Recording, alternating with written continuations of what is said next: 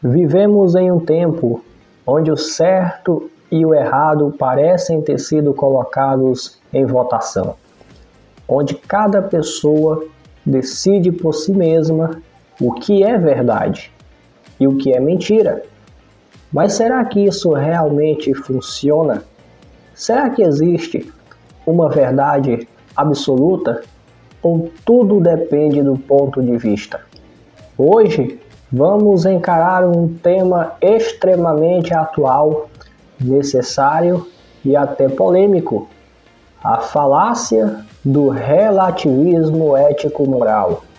Prepare o seu coração, porque essa lição vai confrontar ideias, despertar consciência e, acima de tudo, nos levar de volta ao padrão de Deus. Fique comigo até o final, porque o que você vai ouvir aqui pode transformar a forma como você enxerga o mundo e as suas próprias escolhas.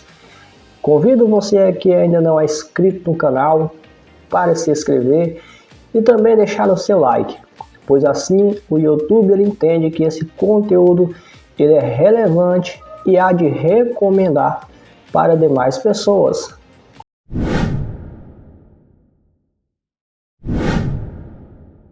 Chegamos à terceira lição bíblica da classe dos jovens, com um tema que traz grandes desafios para a nossa geração: o relativismo ético-moral.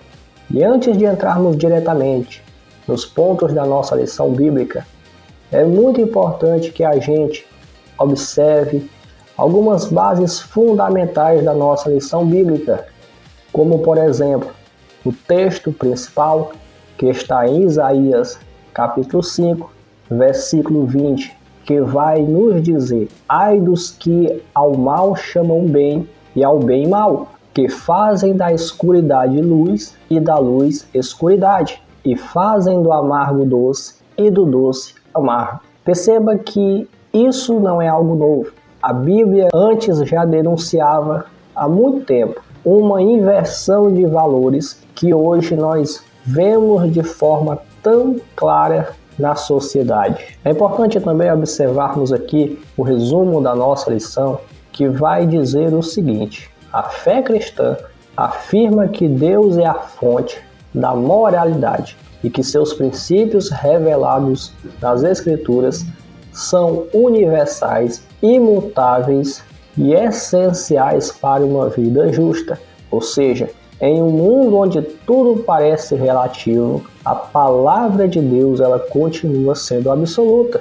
É importante também aqui fazermos a apresentação dos objetivos da nossa lição bíblica. E dentro dessa proposta, nós temos 3 objetivos principais. Primeiro, mostrar o conceito e a natureza do relativismo moral. Segundo, analisar a perspectiva bíblica sobre a moral. E terceiro, esclarecer o impacto do relativismo na sociedade e na igreja. Para uma fundamentação mais clara ainda acerca da nossa lição e compreensão, você pode também estar lendo nosso texto bíblico, que se encontra em Isaías capítulo 5, versículo 20 ao 23 e Romanos capítulo 1, versículos 21 ao 25. Se puder, leia com calma juntamente com a sua classe, porque esses textos mostram exatamente o que acontece quando o ser humano decide viver sem a verdade de Deus. Ainda antes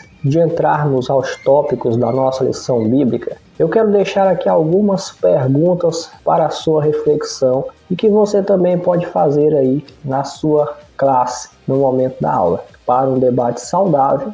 E aqui, claro que eu também vou responder essas perguntas. Primeiro, se cada pessoa define o que é certo e errado, então, existe justiça de verdade? Medite nisso. Segunda, o que acontece com a sociedade quando o certo passa a ser visto como errado e o errado como certo? Respondendo à primeira pergunta, é não, porque sem um padrão absoluto, cada um cria sua própria regra, e isso acaba gerando confusão, injustiça e até conflitos. A verdadeira justiça, ela só existe quando há um padrão fixo. E esse padrão é Deus. Respondendo aqui a segunda pergunta, a sociedade, ela entra em decadência moral. Valores são invertidos e o pecado é normalizado e a verdade é rejeitada. Exatamente como vemos em Isaías capítulo 5, versículo 20. Diante de tudo isso, agora sim, nós estamos prontos para entrar nos pontos da nossa lição. E já adianto, o que vamos estudar aqui não é apenas teoria, é direção para viver em um mundo onde a verdade tem sido constantemente desafiada.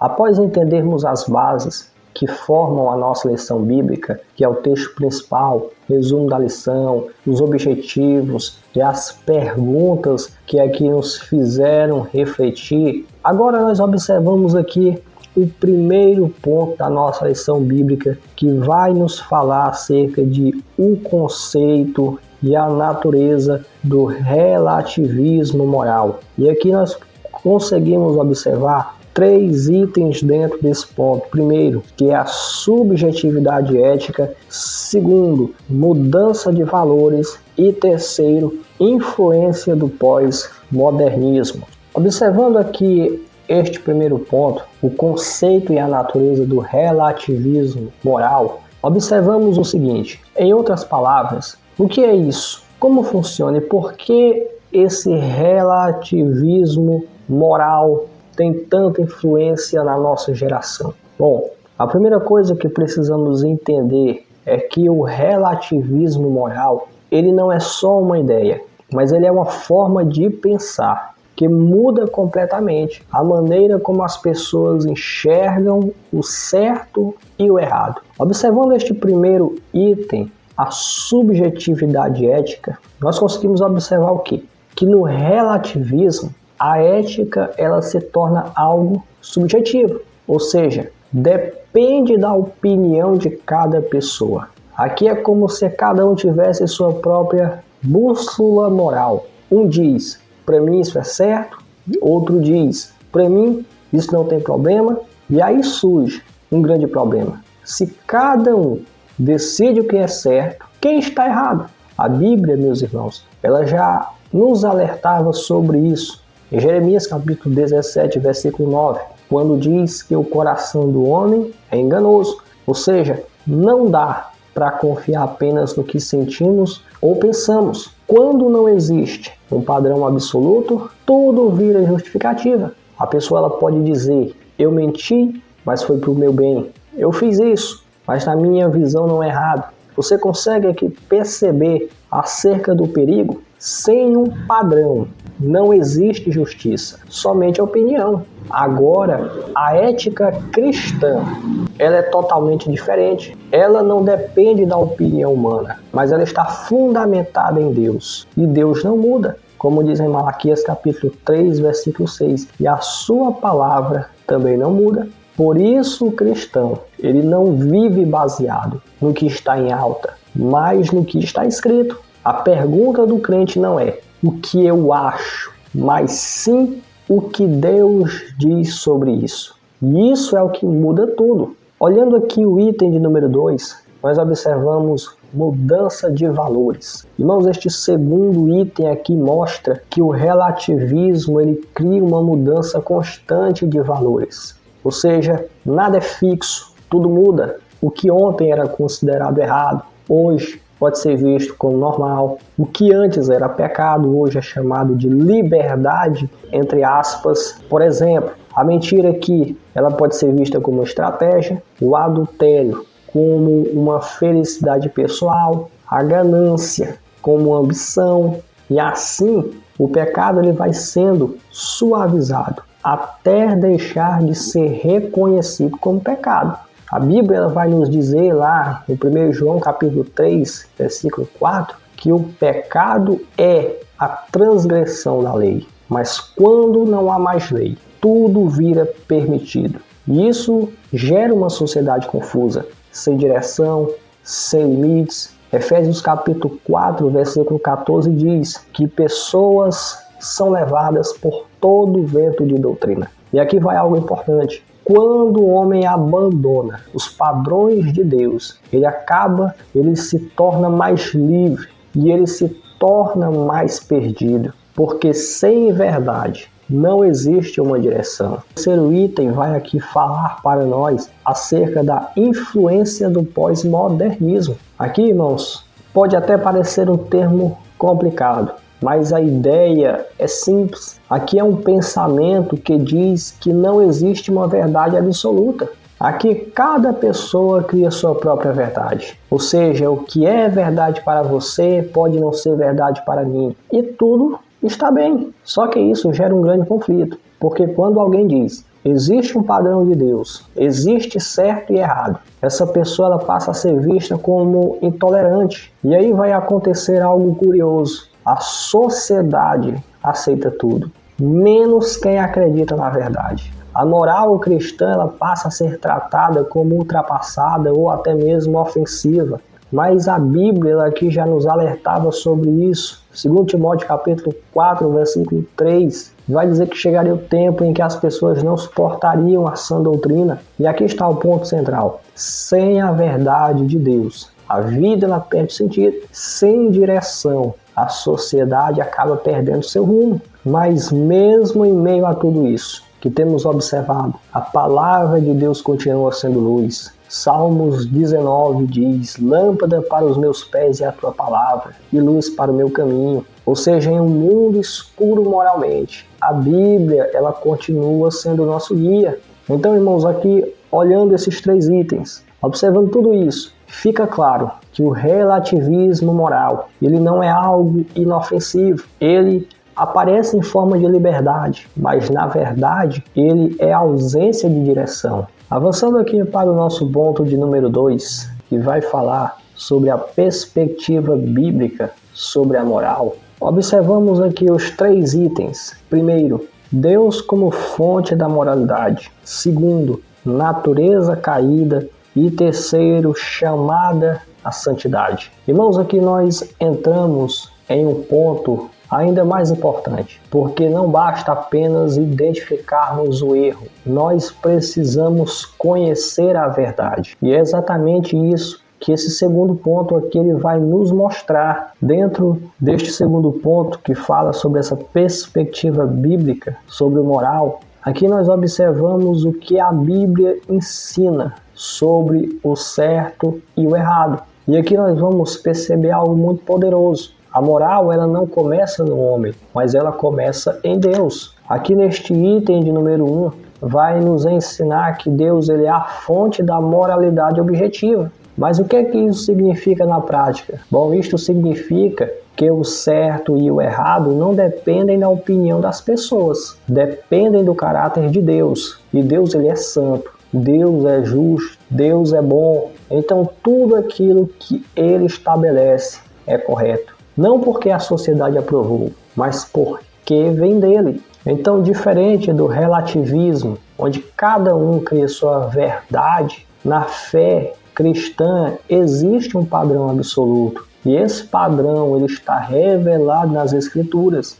2 Timóteo, capítulo 3, vai nos dizer: toda Escritura é inspirada por Deus. Ou seja, a Bíblia ela não é apenas um livro de opiniões, ela é a revelação da vontade de Deus. E quando você começa a olhar para a palavra, você percebe que ela fala de valores que nunca mudam. A verdade ela continua sendo verdade, a justiça continua sendo justiça e o pecado continua sendo pecado. Mesmo que o mundo tente redefinir tudo isso. E aqui vai algo importante para você guardar. Deus é imutável, então a moral que vem dele também é imutável. Por isso o cristão, ele vive na contramão de um mundo caído, porque ele não segue tendências, ele segue princípios. Partindo aqui para o item de número 2, a gente vai observar acerca da natureza caída. E aqui, meus irmãos e amigos telespectadores, aqui está um item que nos ajuda a entender por que o ser humano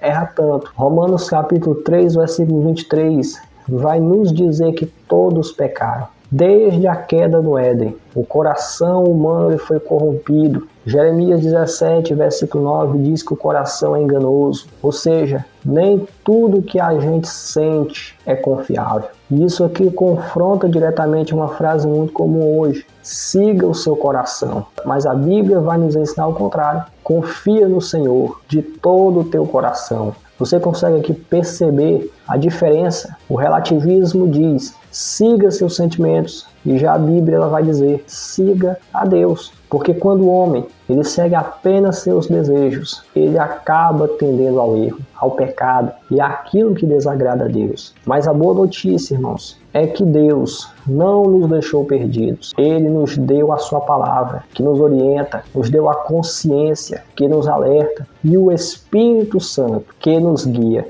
O Evangelho de João, capítulo 16, versículo 13, vai dizer que o Espírito Santo nos guia em toda a verdade. Ou seja, o cristão ele não anda sozinho, mas ele tem direção divina. Partindo aqui ao item de número 3, observamos aqui o chamado à santidade. Irmãos, esse terceiro item vai nos falar sobre o chamado de Deus para as nossas vidas. Chamado esse à santidade. E aqui é onde tudo se torna prático, porque não basta apenas conhecer a verdade. A Bíblia, ela nos chama a sermos santos. 1 Pedro 1,16, sede santos porque eu sou santo. Mas a santidade, entenda que ela não é uma perfeição absoluta, mas sim é separação. E decidir viver de forma diferente do mundo é dizer não para o pecado e dizer sim para Deus. E isso, meus irmãos, vai envolver várias áreas da vida: o caráter, as atitudes, escolhas,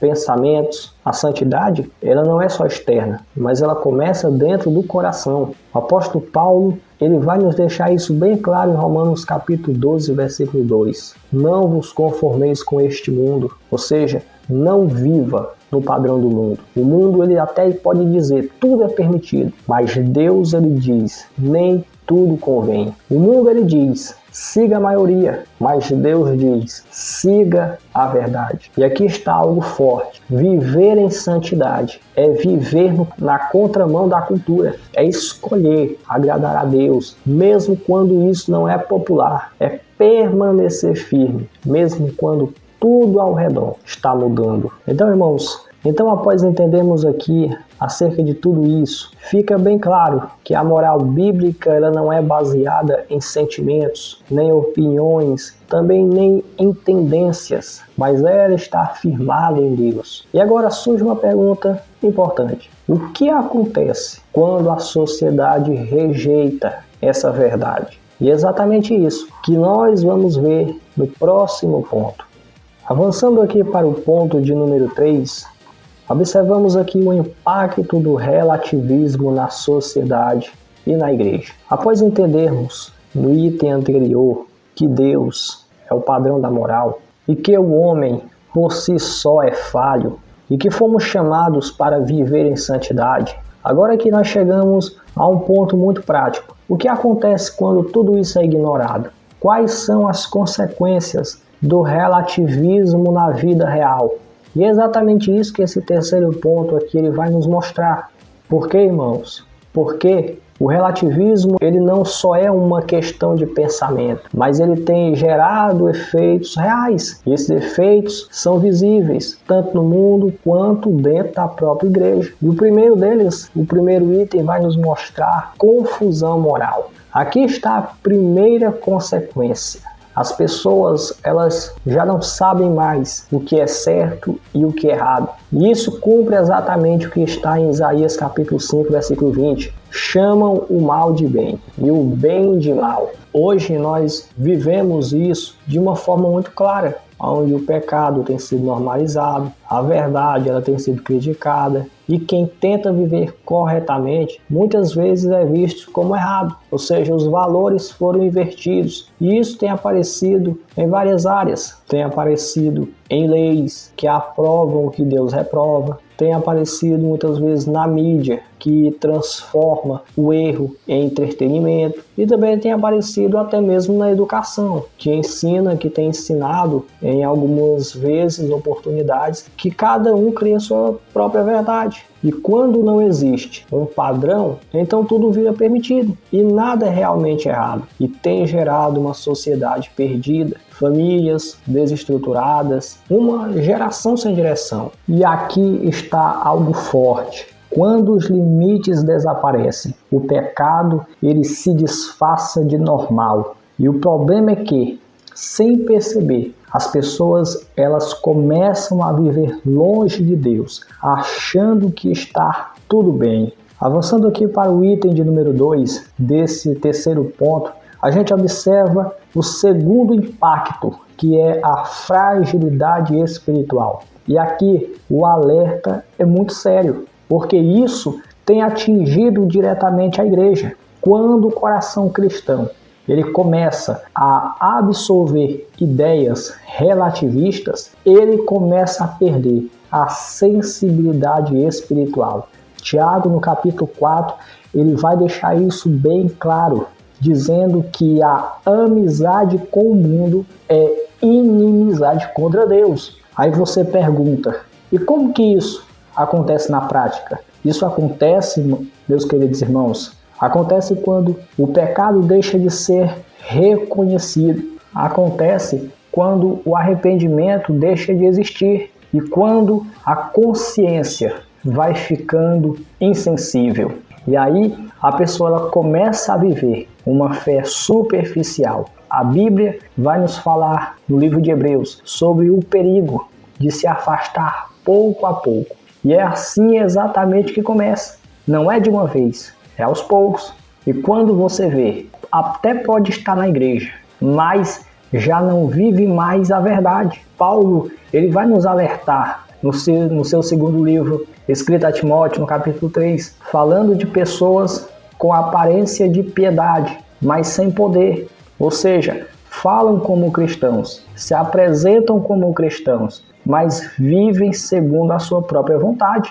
E aqui está o problema. Uma fé sem compromisso com a verdade, ela se torna fraca. Ela acaba virando apenas emoção, vira somente aparência, mas não se sustenta na prática. E sem estar firme na palavra, o cristão ele acaba se tornando vulnerável, até mesmo ao risco de se afastar totalmente da fé. Avançando aqui para o item de número 3, a gente vai observar a necessidade de uma igreja firme na verdade. Em um mundo onde tudo tem se tornado relativo, a igreja ela precisa ser firme. Paulo, na sua primeira carta a Timóteo, no capítulo 3, versículo 15, ele vai falar da igreja, mostrando que ela é coluna e firmeza da verdade. A missão da igreja não é agradar o mundo, mas é anunciar a verdade. E a verdade muitas vezes confronta. Jesus fala acerca disso no seu evangelho de João, no capítulo 8, versículo 32. Conhecereis a verdade, e a verdade vos libertará. Mas antes de libertar, a verdade ela confronta o erro. E hoje existe uma pressão muito grande para a igreja se adaptar a sua mensagem, suavizar o pecado, evitar confrontos. Mas isso tudo é muito perigoso, porque quando a igreja perde a verdade, ela acaba perdendo a sua essência. Por isso é necessário líderes comprometidos com a palavra, jovens firmes na fé. É necessário uma igreja que vive o que prega. A igreja não pode ser igual ao mundo. Ela precisa ser diferente, separada, coerente com o evangelho. Judas, no seu livro, nos orienta a batalhar pela fé que foi entregue aos santos. E aqui está algo muito importante para guardar. O mundo não precisa de uma igreja parecida com ele. O mundo precisa de uma igreja que mostre o caminho. Então, diante de tudo isso que temos observado ao longo desta lição, fica claro que o relativismo não é apenas uma ideia moderna. Ele é uma ameaça real à verdade, é uma ameaça à fé e à vida espiritual. Mas aqui também fica claro que Deus já nos deu tudo o que precisamos. O Senhor, Ele nos tem dado uma verdade absoluta. Ele nos tem dado a sua palavra firme. e nos tem dado um caminho seguro. E a decisão agora é de cada um de nós: seguir o que o mundo diz ou permanecer naquilo que Deus já estabeleceu. Que Deus te abençoe e eu te aguardo no próximo vídeo.